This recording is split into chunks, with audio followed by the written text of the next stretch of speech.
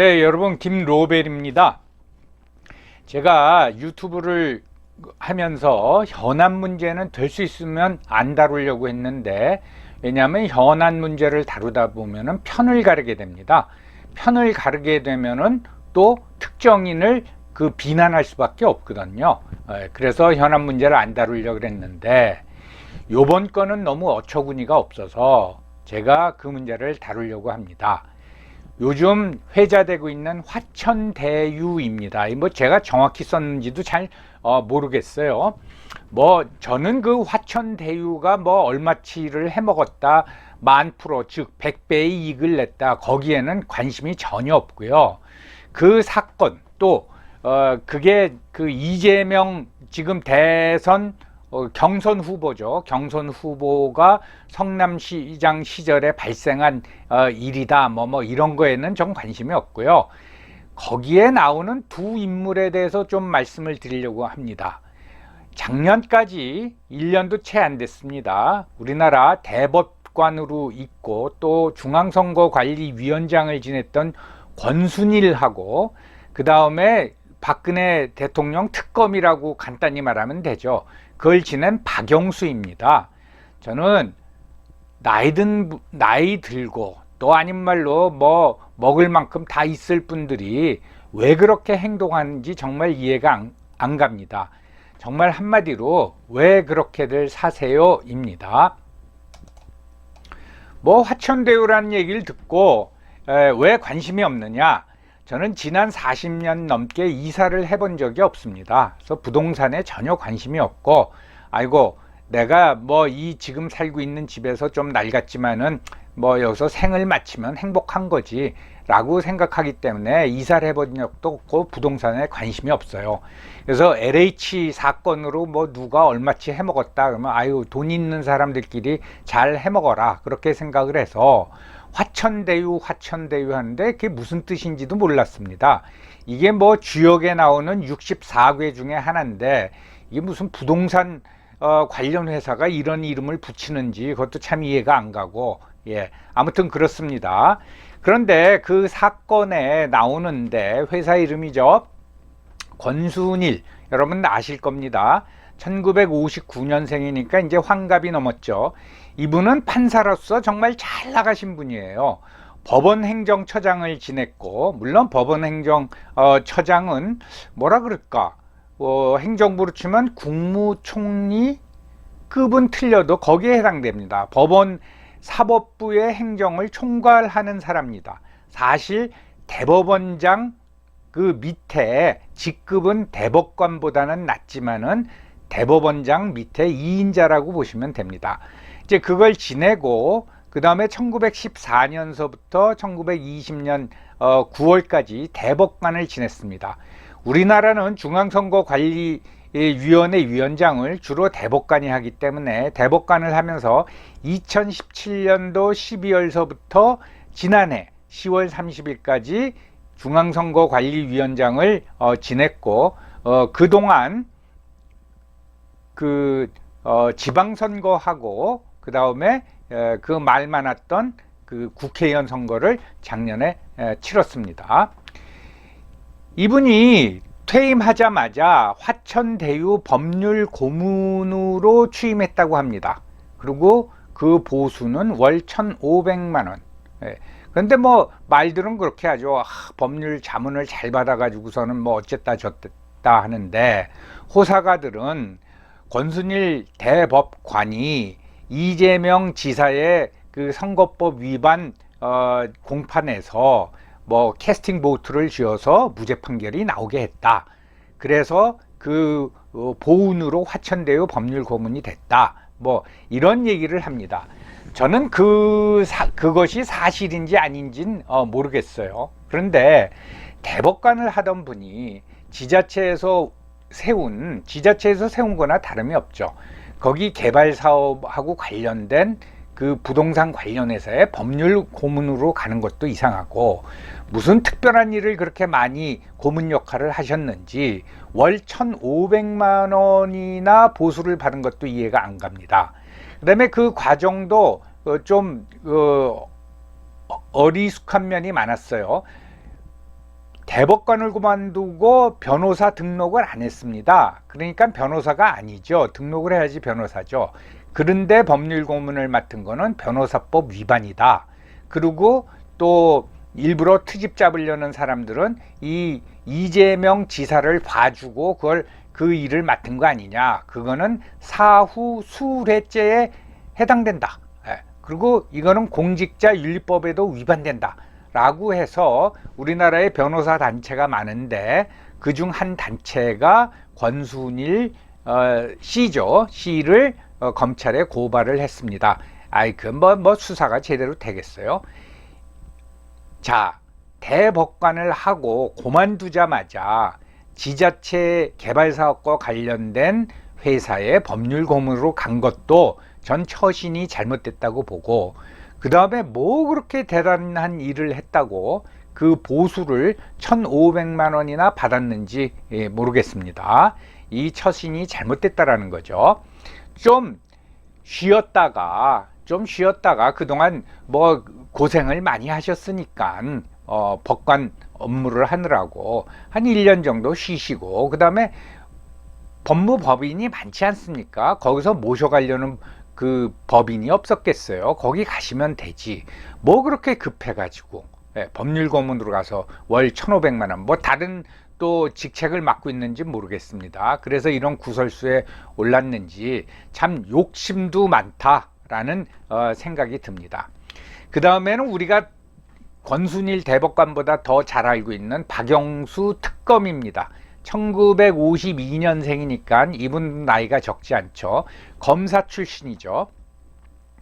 이분의 주요 경력을 보면 대검 중수부장, 지금 이제 옛날엔 중수부 하면 중앙수사부죠. 벌벌 떨었는데 그게 문제가 많다 해서 이제 폐지시켰죠. 그래서 대검 중수부장, 그 다음에 서울 고검 검사장으로 이제 검찰을 떠났습니다. 그리고 중간에 청와대에서 민정비서관을 지냈어요. 이분은 수사를 굉장히 잘했다고 합니다. 그래서 소위 말해서 뭐 강력범죄나 이제 특수 수사통이라고 그러죠. 이분이 검사로 있는 동안에 혁혁한 공을 많이 세웠어요. 2003년도에 그 SK 분식회계 사건인가요? 그걸로 최태원 회장을 구속시켰고, 2006년에는 현대차 비자금 사건으로 정몽구 회장을 구속시켰습니다. 2017년에는 이재용이가 그 박근혜 대통령한테 뇌물을 줬다 해가지고 이재용이도 구속시켰어요. 그러니까 재벌 총수들한테는 뭐 저승사자라고 할 수 있죠. 뭐 이렇게 야 저런 사람들도 구속시키는구나 하고 박영수 특검의 그 검사에 대해서 굉장히 이제 박수를 치고 그랬죠. 한마디로 검사로서 물불 가리지 않는 무서운 사람이죠. 2009년에 서울 고검의 검사장으로 퇴임하면서 권력은 교만하면 안 되고 검찰은 오만해선 안 된다라는 이 퇴임사를 남겼다고 합니다. 권력은 교만하면 안 되고 검찰은 오만해선 안 된다라는 퇴임사를 남겼다고 합니다. 그런데 이분이 그만두고 그 박연차라고 있지 않았습니까? 사업가 죽었죠. 그 박연차 게이트가 일어났을 적에 박연차 변호사를 했습니다. 그래서 약간 야 그렇게 뭐 최태원 정몽구 막 구속시키는 사람이 좀 그 구린데가 많은 박연차를 어떻게 변호하냐라는 좀 비판을 받기도 했습니다. 이 사람이 국민들한테 널리 알려진 거는 2016년도 그러니까 뭐 촛불 시위 이때죠. 박근혜 최순실 국정농단 특검이 생겼을 적에 이 특검을 맡으면서 알려졌습니다. 그래서 결국은 박근혜 대통령을 뇌물수수 그리고 경제 공동체, 최순실과 경제 공동체다 해가지고 이제 결국 이제 기소를 했죠. 그래서 박근혜 대통령의 그 탄핵이 여기서 이제 시작이 된 거고, 그 당시 수사팀이 윤석열 팀장이었고 한동훈 검사로 제가 기억하고 있습니다. 그때 그 수사 결과를 발표하면서 그 표정 아주 뭐 무슨 장비 같기도 하고 뭐 대단했어요. 그런데 그런 분이 맨 처음에 이제 좀 구설수에 오른 거는 얼마 전에 가짜 수산업자 김태우. 저는 이 사건도 이상했어요. 아니 뭐 수산업자에도 가짜가 있나? 뭐 박사학위 논문 안 썼는데 자기가 박사라 그러면 그건 가짜인데 이 가짜 수산업자는 뭔가? 아무튼 뭐 그런 사람이 있었다고 합니다. 그 가짜 수산업자 김태우가 전방위로 로비를 했는데 그때 박영수 특검한테도 그 포르쉐를 제공했다고 합니다. 이거는 포르쉐를 준 건 아니고 대여해 준 거죠. 그러니까 렌트해 준 거죠. 그 비용이 약 250만 원, 12일 동안. 근데 이게 이제 적발이 됐어요. 그래서 경찰이 수사를 해서 결국은 박영수 씨도 검찰에 송치를 했습니다. 뭐 기소를 할지 계속 수사를 할지 모르겠어요. 근데 일부 그 평에 의하면 기껏해야 김영란법 위반 정도밖에 안 된다 라고 하고, 그 다음에 특검이 과연 공직자냐 아니냐. 그래서 박영수 씨는 자기는 특검이지만은 사인이다, 민간인이다, 그런 뭐 논리를 대고 있습니다.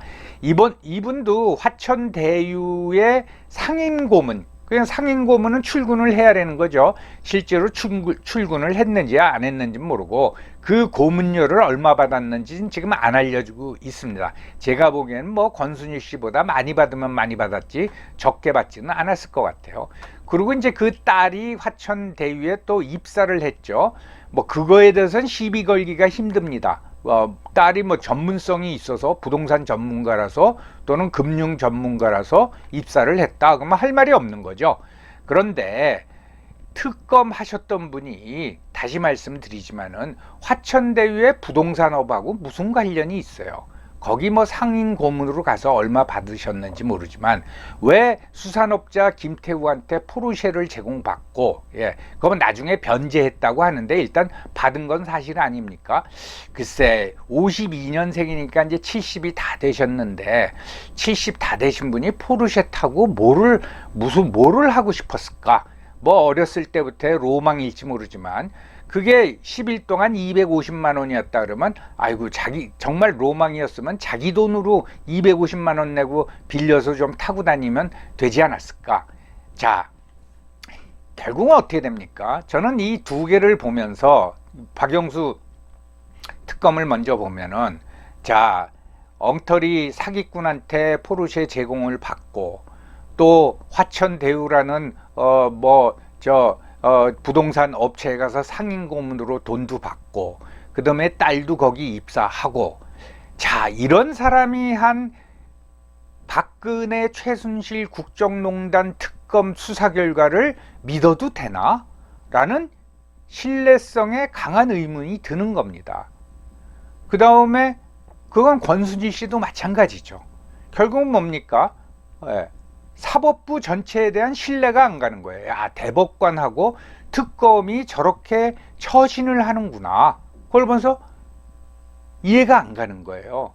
이해가 안 가는 게 아니라 신뢰가 안 갑니다. 저뿐만 아니라 많은 국민들이 그렇게 생각할 거라고 해요. 그러면 자기가 몸담았던 기관, 법원하고 검찰의 신뢰를 그래도 수뇌부를 지냈던 선배가 무너뜨리는 거예요. 정말 책임성이 없는 사람이라고 저는 생각을 합니다. 여기서 미안하지만 박영수 특검에 대해서 한마디 더 하겠습니다. 그분이 2013년도에 우리은행이죠. 우리금융지주의 이사장을 지냈어요. 거기는 금융통이 가야 되는 거 아닙니까?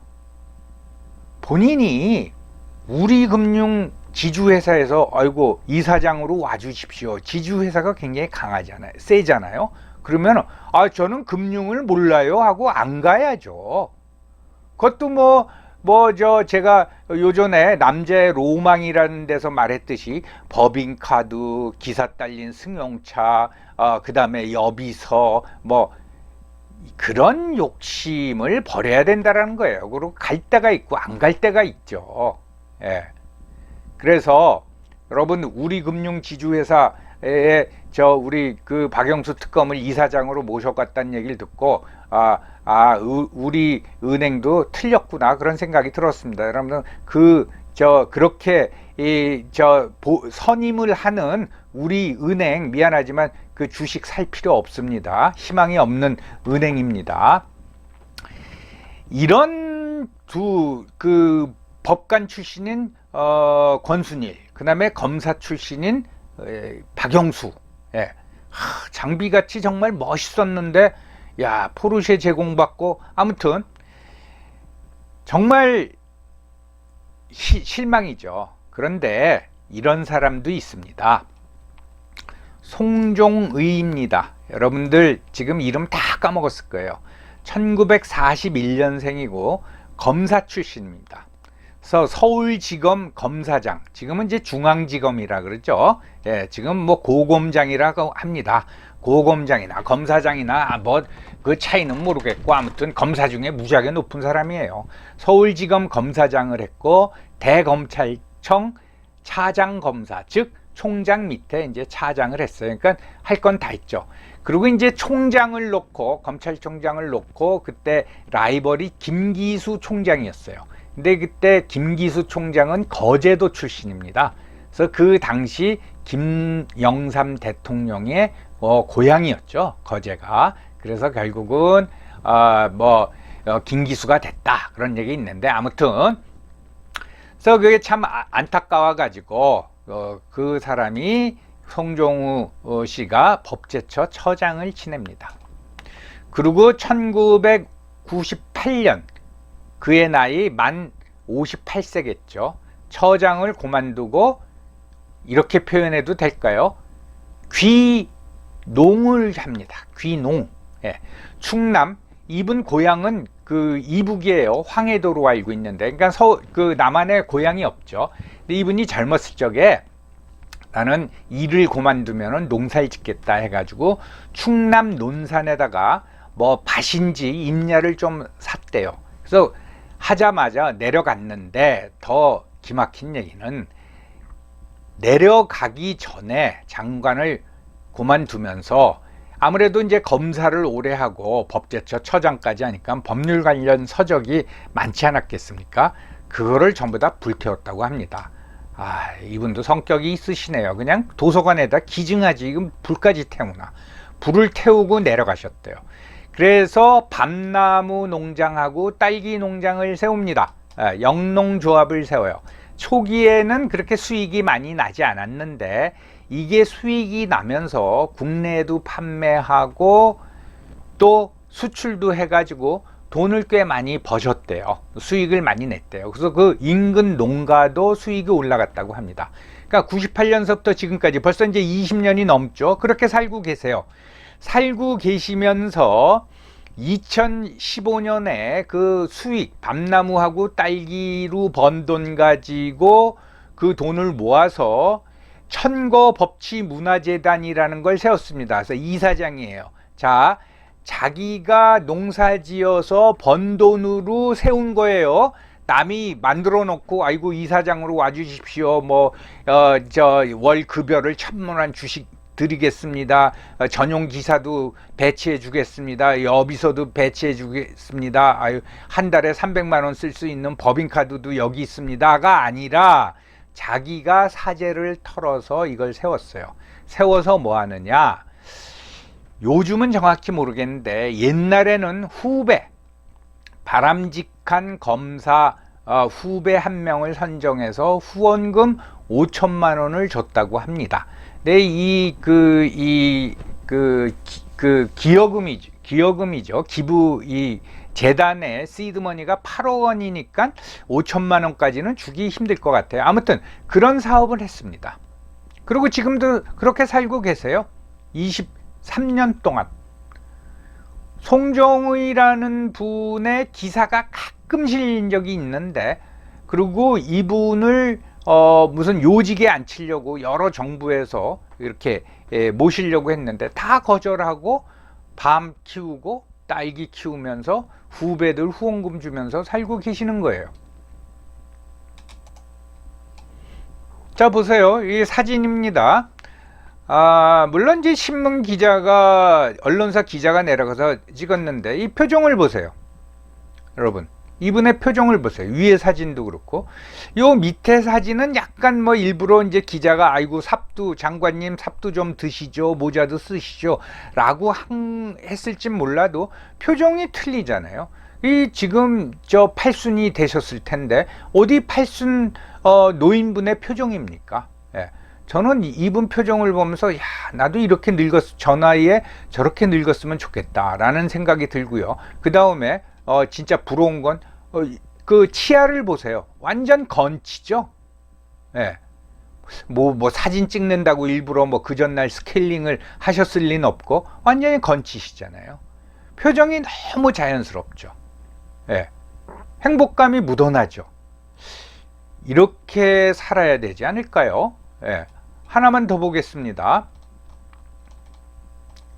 그분이 2008년도에 딸에게 쓴 그 밤나무 검사가 딸에게 쓴 인생 연가, 이게 자기 일종의 뭐라 그럴까 에세이집인데 자기가 이제 그 검사로서 이제 활동하던 거 그거를 썼습니다. 2008년에 이런 책 하나 쓰셨고, 그 다음에 이거는 그분의 논산집입니다. 밤나무 농장이 있는 논산집 사랑방에서 이분들은 이제 그 송종희 선생을 좋아하거나 또는 존경하는 사람들이 가서 담화를 나누는 걸 이렇게 찍은 겁니다. 자, 원로라 그러면은 저는 이런 모습을 보여야 된다고 생각합니다. 검사 출신이 뭐 금융회사 가가지고서는 왔다 갔다 하고, 그 다음에 저 개발 부동산 업체에 가가지고선 뭐 이름만 걸어놓고 돈 받고, 저는 이해가 안 가요. 예, 그런 게 뭐 내가 뭐 불러 가서 내가 가서 일해주고 돈 받는데 뭐 무슨 상관이 있냐 할지 모르지만 그걸 통해서 신뢰를 떨어뜨린다는 거죠. 예. 권순일 대법관 같은 경우에는 기다리셨다가 법무법인으로 가시면 됩니다. 뭐 그렇게 그만두자마자 금방 부동산 회사 가가지고 월 1,500만 원씩 뭐 그렇게 뭐 연금도 나오시고 퇴직금도 좀 있으실 텐데 뭘 그걸 못 참고 그러셨는지 이해가 안 가고, 예. 다시 말씀드립니다. 예. 저는 나이가 들면은 이런 표정을 짓고 싶어요. 이건 돈의 문제가 아니에요. 그래서 뭐 대화천대유인지 대유화천인지 그걸 보면서 전 그게 뭔지도 모르다가 내용을 보고 권순일 그 박영수 특검 말고 뭐 다른 사람 이름도 많이 나와요. 예, 많이 나오는데 그 중에 이제 정치인 이름도 있는데 정치인은 워낙 양아치 같은 사람들이니까 저는 그 언급하고 싶지도 않고, 요 두 분에 대해서 그래도 명망을 유지했던 이 두 분에 대해서 말씀드리고 싶었습니다. 예, 여러분 감사합니다.